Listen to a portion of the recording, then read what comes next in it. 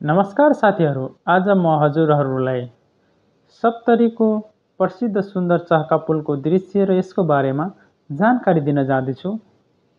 चहका पुल मात्र नभएर यो यहाँका बासिन्दाहरूको लागि आम्दानीको राम्रो स्रोत पनि हो। सप्तरी र उदयपुर जोड्ने एक महत्त्वपूर्ण पुल हो। यो चहका नदीको माथि बनेको छ र यो नदी बलानमा मिसिएको छ। चहका पुल करहरवा गाउँको उत्तरपट्टि पर्दछ र यसको लम्बाइ 327.14 मिटर रहेको छ। कदमहाबाट पुलसम्मको दूरी 5 किलोमिटर रहेको छ र यो पुलको 3 भाग छ। दुई छेउमा फ्लामको रेलिङ र सिमेन्टको ब्लोकले छुट्याएको छ र यसमा सेतो कालो पेन्टले पेन्ट गरिएको छ। जुन दुई छेउबाट पैदल यात्री र साइकल चल्ने गर्दछ भने बीच बाटोबाट ठुल्ठुला सवारी साधनहरू चल्ने गर्दछ।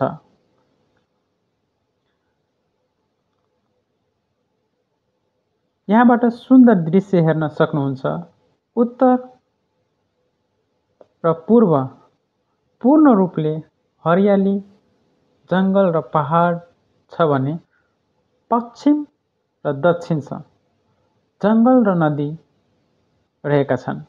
यहाँ प्रत्येक दिन सयौं ट्र्याक्टर र ठुल्ठुला टिप्परहरू आउने गर्दछन् र निर्माण कार्यको लागि सिराहा, सप्तरी, उदयपुर लगायत नेपालका विभिन्न जिल्लामा यहाँका बालुवा र गिटी निर्यात हुने गर्दछ, जसबाट यहाँका बासिन्दाहरूले रोजगारी पनि पाएका छन्।